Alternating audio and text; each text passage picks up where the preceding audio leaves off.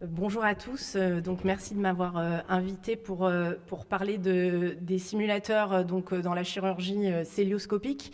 Initialement, en fait, c'était le docteur Cyril Perrenot qui devait participer à cette présentation, qui a beaucoup fait pour la simulation en chirurgie digestive et qui était initialement à Nancy et qui est maintenant à Reims, qui ne pouvait pas être présent. Donc je lui ai juste emprunté la première partie du topo qui devait faire sur les outils.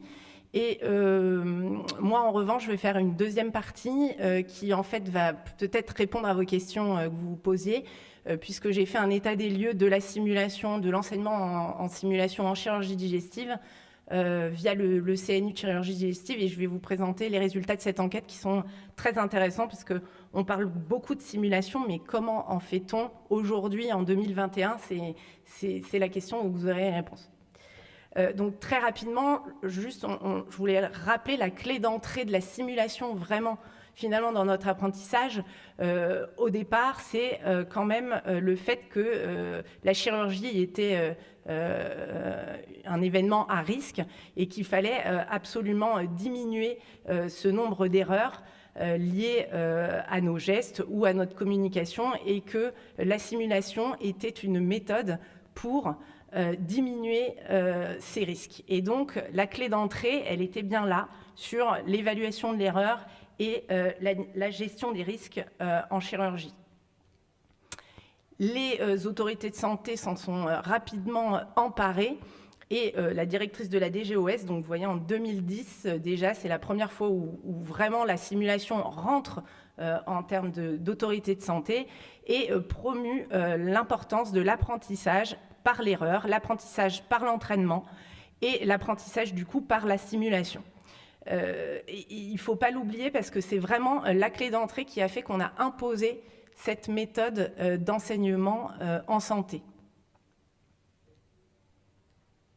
Alors, les simulateurs, donc je vais passer assez rapidement pour être un peu plus longue sur les résultats de l'enquête. Donc, de quel matériel disposons-nous ? Évidemment, vous avez les pièces anatomiques et tout ce qui concerne donc les laboratoires d'anatomie avec l'utilisation de corps, de dons du corps.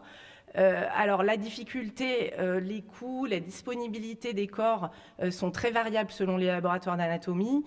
Évidemment, ce sont des modèles où il n'y a pas de pathologie, où il y a une variabilité des corps qu'on va recevoir lors des enseignements. Et récemment, en tout cas, il y a eu des limitations éthiques dans l'utilisation des corps et le don du corps. Donc ça a posé problème, mais c'était le modèle essentiel de départ. On peut aussi avoir des modèles animaux qui restent indispensables dans un programme de formation. Alors là, on va pouvoir en discuter, mais il y a quand même aussi beaucoup de facs qui ont fait le choix de ne plus avoir d'animalerie, en tout cas d'utiliser le gros animal dans leurs universités. Mais en tout cas, il reste encore de la place aussi pour la microchirurgie, avec, comme on l'a fait ici à Montpellier, de garder une animalerie avec le petit animal. Le coût est entre 800 et 1000 euros, 800 euros, 1000 euros par animal et par jour, donc c'est quand même un coût certain, et qui nécessite des équipes formées, un encadrement réglementaire de plus en plus strict pour intervenir sur les animaux, et pareil, des règles éthiques qui sont de plus en plus drastiques, et donc on peut se poser la question de l'utilisation de ce modèle. Les avantages de ce modèle, c'est que quand même, on peut du coup proposer des procédures qui sont réalistes, avec des démarches de coagulation, de gestion de l'hémorragie, qui sont très importantes dans les enseignements, évidemment, de chirurgie.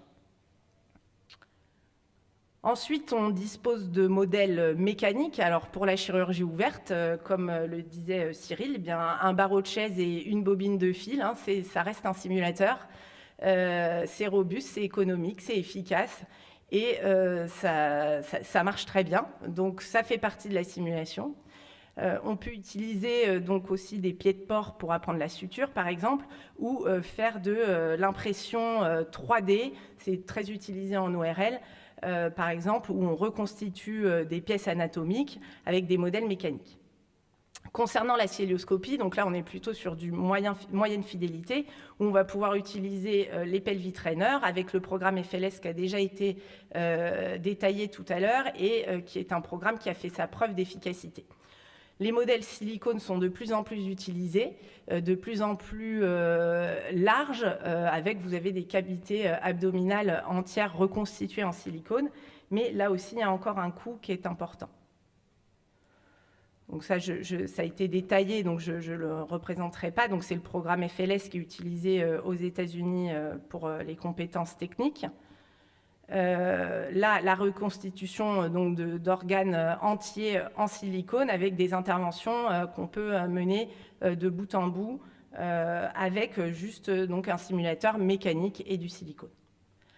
En opposition, vous avez les modèles électroniques qui là sont beaucoup plus chers, hein, les simulateurs électroniques que vous connaissez, qui vont de 25 000 € mais à 150 000 € avec après à chaque fois l'ajout des achats de modules puisque chaque intervention est un module spécifique et chaque module est à peu près aux alentours entre 15 000 et 20 000 €. Donc pour chaque intervention, on doit débourser encore une somme assez importante.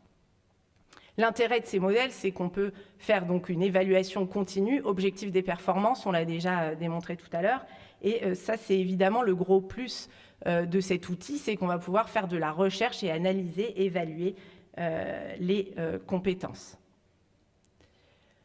Alors l'apogée, je dirais, de tout ça, c'est évidemment la salle d'opération virtuelle, vous avez pu en voir un bout au 4e étage où on essaye en tout cas d'évoluer vers ce type de simulation où là vous contextualisez en plus l'outil du simulateur dans un bloc opératoire et où vous pouvez justement faire intervenir les compétences à la fois techniques et non techniques avec par exemple l'évaluation des distracteurs. On sait très bien que les distracteurs lorsqu'on est en train d'opérer, sont source d'erreurs et de difficultés. Donc voilà l'exemple type de salle de bloc opératoire complètement virtuelle, avec par exemple, là c'est un serious game qui a été conçu, où vous avez tout un déroulé d'opérations et vous faites jouer les internes dans la démarche du malade au bloc opératoire, de son installation jusqu'au geste technique et au post-opératoire. Alors, que fait-on aujourd'hui en France, en 2021, en chirurgie digestive, en simulation ? Donc pourquoi s'être posé la question maintenant? C'est qu'on est quand même 10 ans maintenant après le rapport Grand-Ris, c'est le premier rapport de l'HAS sur l'état de l'art en matière de simulation dans le domaine de la santé et qui indiquait que la simulation était un modèle, un outil à utiliser pour notre apprentissage. C'est ajouté en 2017 la réforme des études du 3e cycle qui impose là, de fait, par la loi, la simulation dans la formation des chirurgiens. Alors, de multiples papiers dans la littérature montrent l'efficacité de cette technique, donc je ne reviendrai pas là.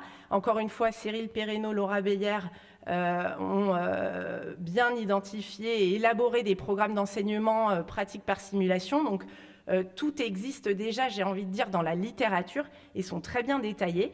Et le Collège français de chirurgie viscérale avait édité, vous voyez déjà, version fin 2015, un livret de l'interne avec l'enseignement pratique par simulation, avec tous les gestes qui sont détaillés, avec le type de modèle à utiliser. Tout est très bien fait, format papier, acquis, paquet, etc.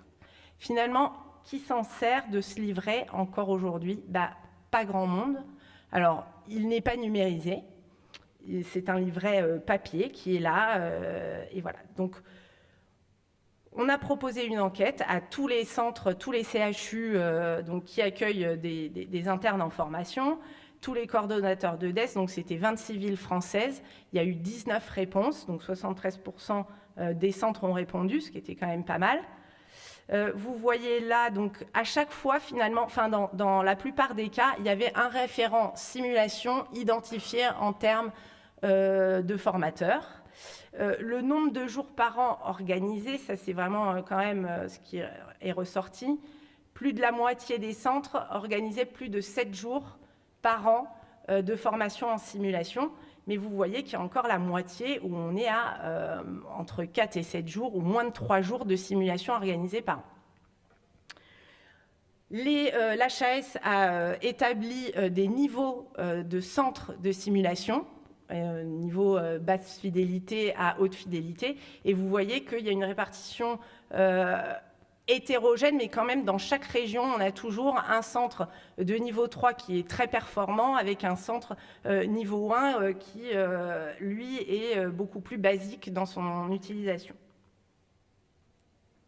Alors, pour qui on fait des enseignements par simulation? Eh bien, vous voyez 100% pour le 3e cycle. Donc là, on est assez content. Ça veut dire que les réformes, elles sont appliquées. Donc, c'est quand même une première réponse. Donc, essentiellement 100% pour le 3e cycle, 80% pour le 1er ou 2e cycle des études médicales. On les fait aussi pour les DPC donc, et pour les autres spécialités ou les autres professions. Donc, on les utilise aussi pour l'accréditation, etc. Alors, donc, dans quelle structure? Donc, finalement, parmi les 19 centres qui ont répondu, il y avait 14 centres où il y avait des vraies plateformes de simulation. Un tiers était dans des bâtiments neufs, donc créés pour la formation en simulation. La majorité était quand même des structures dans des bâtiments rénovés. Et pour certains, donc, c'était dans des centres dans la faculté ou ailleurs. Donc 50% étaient sur le site du lieu de travail. Majoritairement, donc, les gens trouvaient que les plateformes de simulation étaient faciles d'accès. Et là, c'est une avancée, très souvent dirigée par un chirurgien, ce qui n'était pas le cas il y a 10 ans, où c'était plutôt dirigé par des anesthésistes réanimateurs ou tout ce qui était gynéco-obstétrique avec la maternité, etc. Donc on voit qu'il y a des salles de simulation qui sont à disposition, d'un nombre très variable, entre 2 et 10 dans les centres. Il y a quand même moins de salles de débriefing qui sont accessibles, donc on va le voir, c'est très important le débriefing, et seulement 7 sites étaient équipés de salles avec des caméras, et si vous l'avez vu là-haut, c'est quand même un gros bénéfice d'avoir ce genre de salle pour faire de la simulation. Globalement, ça restait quand même une bonne accessibilité aux salles. Alors, dans quelle autre structure on peut faire de la simulation? Eh bien, on peut en faire au bloc opératoire ou dans le service, avec donc des formations moyenne fidélité, avec justement du silicone ou des pelvis trainers, mais on peut le faire aussi évidemment au laboratoire d'anatomie en contextualisant l'utilisation des cadavres et en faisant de la simulation sur cadavres où en fait on reconstitue une intervention chirurgicale et un bloc opératoire. Alors les pelvis trainers, 100% des centres sont équipés en pelvis trainer. Donc ça, c'est une bonne nouvelle. Pour les simulateurs synthétiques, donc tout ce qui est donc silicone avec des très beaux modèles, vraiment des reconstitutions d'organes, 50% des centres étaient équipés avec ce genre de matériel. Et concernant les simulateurs numériques, vous voyez quand même qu'il y a 11 centres sur 19. Bon, ça reste 11 centres sur 26 villes, parce que les villes qui n'ont pas répondu, c'est que c'était pas vraiment bien organisé chez eux encore la simulation. Et il y a 3 centres avec plus de 2 simulateurs numériques. Et il y a une grande disparité dans les fabricants, parce qu'il y a différents types de fabricants et les programmes ne sont pas forcément homogènes. Alors, concernant les cadavres, et notamment les cadavres perfusés, je ne vais pas détailler, parce que ça, il y a une présentation plus tard, mais donc, vous connaissez tous le SimLife. Donc, actuellement, il y a 9 centres qui sont équipés en SimLife, en tout cas pour la chirurgie digestive, qui sont Caen, Saint-Étienne, Poitiers, Bordeaux, Toulouse, Montpellier, on vient d'être équipé, on ne l'a pas encore mis en œuvre, et Reims. Donc finalement, il y a un déploiement de cet outil qui est assez intéressante et qui va être détaillé plus tard. Alors les types de financement, on leur a demandé comment avez-vous financé tous ces outils. La majorité, c'est des appels d'offres internes sur les plateformes de simulation. Ensuite, il y a des financements publics de la métropole ou des régions. Et puis, très rarement les ARS, aucun financement européen. Et exceptionnellement, des dons ou des financements privés et industriels. Les formateurs, 60% ont eu une formation en simulation. Vous savez que maintenant, c'est presque devenu quasiment presque une obligation. Elle est obligatoire uniquement dans 2 villes. Et en général, ce sont des formations internes ou des DU de simulation qui sont organisés par les universités. Vous voyez que dans un tiers des cas, il y a plus de 5 formateurs pour organiser ces enseignements, mais on reste quand même majoritairement à moins de 5 formateurs, donc on reste à 3 ou 1 formateur, c'est quand même faible. Les programmes pédagogiques, majoritairement du procédural, mais il y a quand même beaucoup de scénarios d'urgence pour les internes de chirurgie, avec en général c'est des complémentarités avec les CESU. Vous voyez quand même qu'il y a aussi beaucoup d'annonces diagnostiques. Donc l'annonce, ça a été très important ces dernières années, et la simulation peut vraiment être un outil intéressant. Concernant la gestion du stress, on en a beaucoup parlé, mais finalement là, les programmes pédagogiques ne sont pas encore trop développés. Le travail en équipe commence à venir, et la gestion des risques, alors c'est là où j'ai été étonnée, finalement seulement 2 villes proposent des programmes pédagogiques centrés sur la gestion des risques, alors qu'au départ c'était quand même l'entrée de la simulation, et ça reste, je pense, un point fondamental qui est la gestion des risques. Vous voyez que 85% des centres maintenant ont une école de chirurgie. École de chirurgie, j'entendais par là, accueille des nouveaux internes en chirurgie pour pouvoir débuter leur internat dans des conditions de sécurité. Si on regarde bien, les programmes pédagogiques sur simulateur, finalement, c'est quoi? C'est la cholécystectomie, la colectomie, les sutures digestives et les sutures vasculaires. Et sur le cadavre, c'est la colectomie, la splénectomie, de la chirurgie hépatobiliaire, de la chirurgie de l'obésité, cure de hernie et des éventrations, les sutures vasculaires et le prélèvement multi-organes. Et donc, on se rend compte quand même que le cadavre a encore une très grande place dans notre formation actuelle. Donc, ça reste quand même très hétérogène et en fonction des moyens. Et en gros, on s'adapte aux outils qu'on a à disposition. Le rythme d'enseignement. On a vu que l'important, c'était la répétition.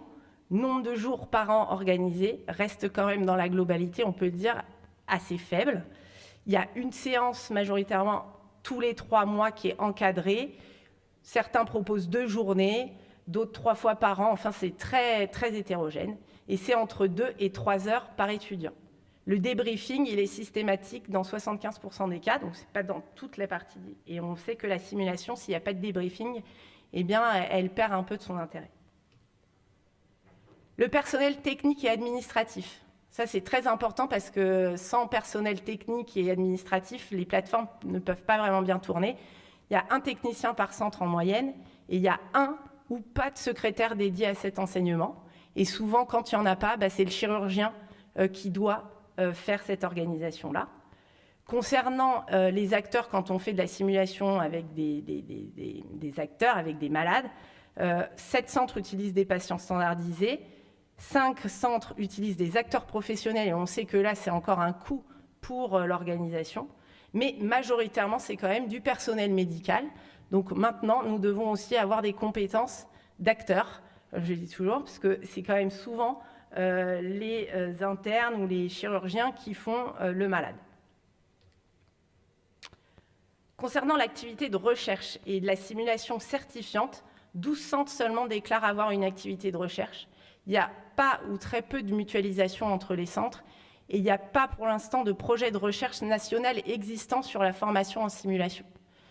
Il y a seulement 6 centres qui ont intégré la simulation dans la validation des différentes phases du DES. Donc, il y a encore beaucoup de travail à faire là-dessus. Alors, pour finir, donc, en comparaison au rapport Grand-Ry, il y a une grande progression des structures de simulation, ça on ne peut pas le nier. Il y a un investissement important des chirurgiens dans ces structures, il y a une augmentation du nombre de programmes proposés avec les réformes, et tout le monde fait de la simulation aujourd'hui. Mais il y a très peu de collaboration entre les centres encore, il y a peu de mutualisation, on peut vraiment s'améliorer dans cette voie-là. Les moyens sont très hétérogènes selon les facultés ou les ARS. Et l'enseignement, comme vous l'avez vu, est assez parsemé, en tout cas trop parsemé et pas assez répétitif. Donc l'efficacité réelle aujourd'hui, en tout cas là on ne peut pas vous la démontrer, même si elle a été démontrée dans plusieurs publications. Alors le mérite de la simulation, c'est quoi? C'est que certes c'est une méthode émergente en santé, il y a une réflexion, et la journée de l'Académie le prouve aujourd'hui encore, et c'est de plus en plus dans nos congrès, sur l'apprentissage de la chirurgie. Et finalement, ça revalorise l'enseignement, ça revalorise le compagnonnage. C'est un outil très efficace, mais quand il est bien fait, et très important, surtout dans les compétences non techniques. Ça mérite que l'enseignement devienne un temps dédié avec des séances obligatoires, et que si ce n'est pas fait comme ça, ce ne sera pas efficace. La répétition, la répétition, la répétition, on l'a dit, c'est l'entraînement, on doit s'entraîner, et probablement qu'on n'avait pas vraiment intégré ça dans notre temps de travail. La structuration, la simulation nous a appris, enfin nous l'a verbalisé clairement. Il y a un briefing, une mise en situation et un débriefing. Et finalement, quand on opère, quand on est chirurgien, eh bien, c'est ce qu'on fait tous les jours.